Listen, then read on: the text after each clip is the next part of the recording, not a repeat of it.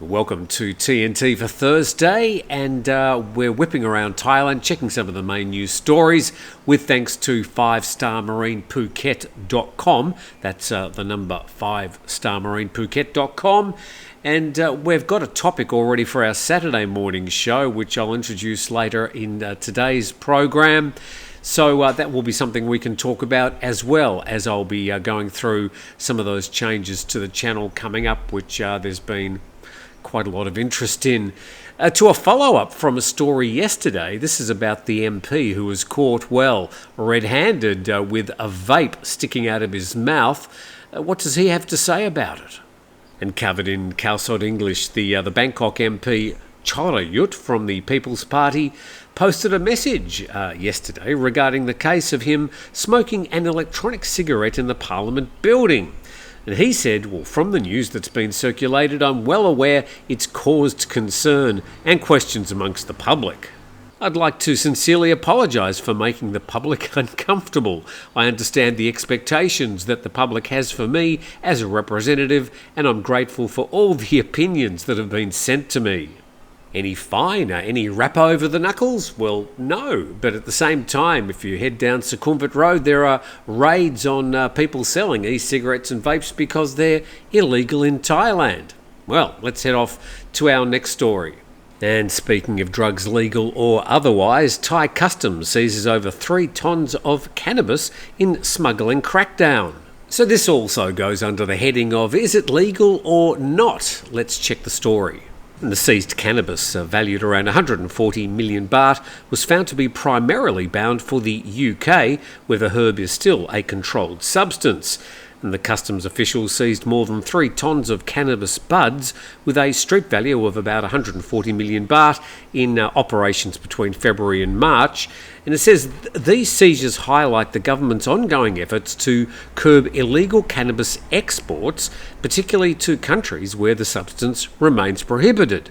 So if it's legal in Thailand and more or less freely available, and there are countries where it may not be legal or freely available, then of course there's going to be an outflow from Thailand to those countries.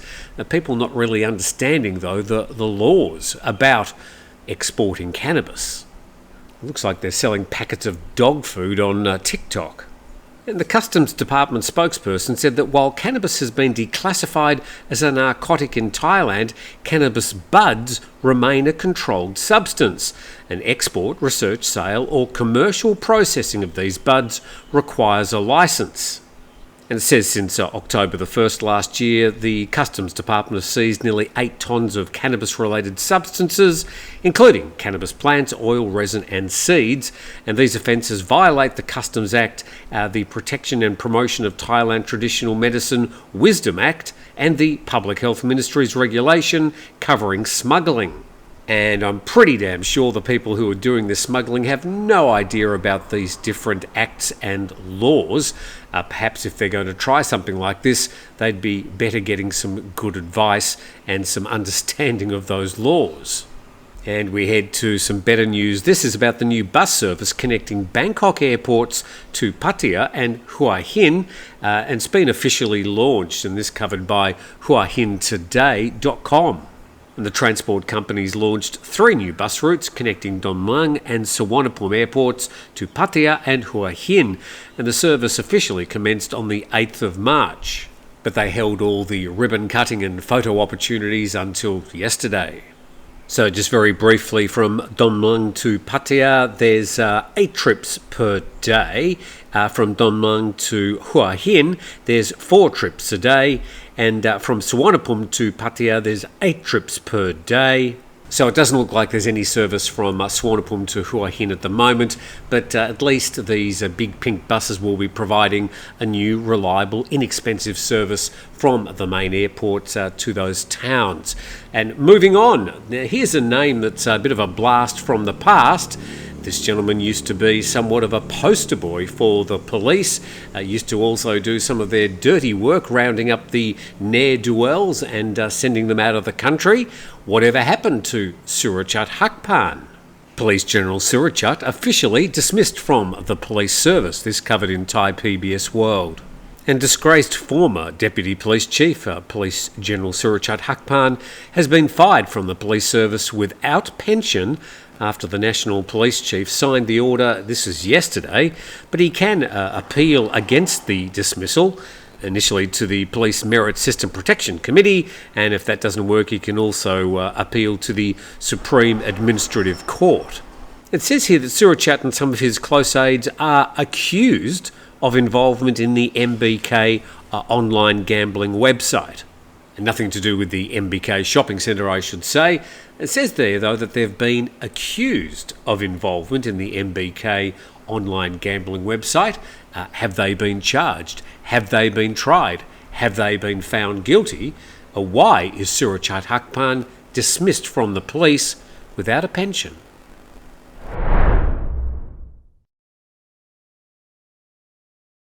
Now, we're speaking about e-cigarettes and vaping a bit earlier. This story is a little bit worrying.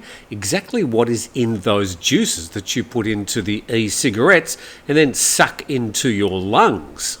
Scary story of the day from the BangkokPost.com. Zombie pod maker and seller arrested in Bangkok. What on earth is a zombie pod? And police raided a condominium room in Bangkok, arrested a man for producing and selling e-cigarettes and vape liquid laced with an anaesthetic. They're known as zombie pods. And police seized 300 special vape juice cartridges, 12 bottles containing etomidate, a short-acting intravenous anaesthetic agent, and production equipment. And Mr. Kanchai said he mixed the liquids himself, sold it for 2,200 baht per pod in a line-open chat, and then he took in 20,000 to 100,000 baht per day, and the target customers were partygoers and bar girls. Why the hell would bar girls want these zombie pods? And just checking with Wikipedia, etomidate is a short-acting intravenous anaesthetic agent used for the induction of general anaesthesia and sedation for short procedures. Then further down in that article, etomidate has been made into an e-cigarette liquid known as space oil in Hong Kong since 2023 and may be mixed with other drugs, including cannabis and ketamine. Good heavens, in my day, the naughty people would be perhaps having a tobacco cigarette behind the shelter shed during lunchtime. What the hell are people getting up to these days? As we go to this story, which I think we'll use as a part of our discussion on the Saturday morning live program, is covered here in PattayaMail.com. Increasing clashes among foreign tourists at Phuket and Pattaya amid free visa policies. So the 60-day visa exemption is really the target here. The question, though, beyond these clashes in places like Phuket and Pattaya, is there just a general perception that Thailand is more dangerous now than it used to be?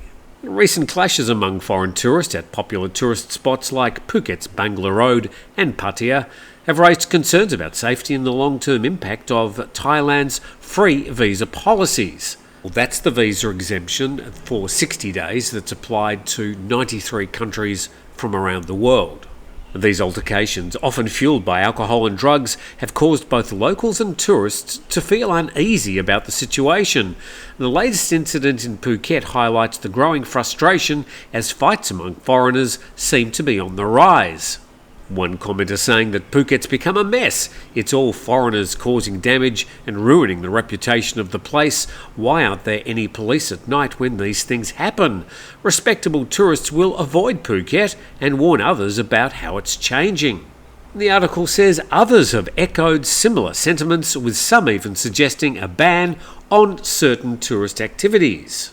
What are those activities? And this line, and this quote from a local: ban the low-class tourists who bring in trouble. Don't regret it or else we'll lose all the good tourists. So I suppose that's really the nub of the discussion I'd like to have on Saturday. How do you weed out who can come to Thailand on visa exemption and who shouldn't?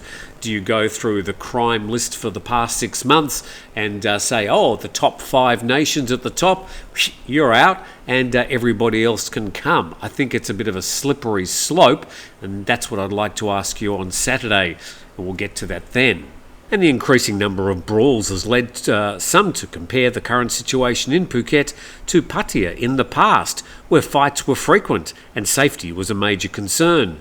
Another comment, it's starting to feel as unsafe as Pattaya used to be. Every night there are fights. As usual, no police around. So there'll be plenty to discuss when we get to that on Saturday, but we've still got our Friday program to go. Thanks for dropping in today. Please subscribe to the channel, and we'll see you tomorrow morning.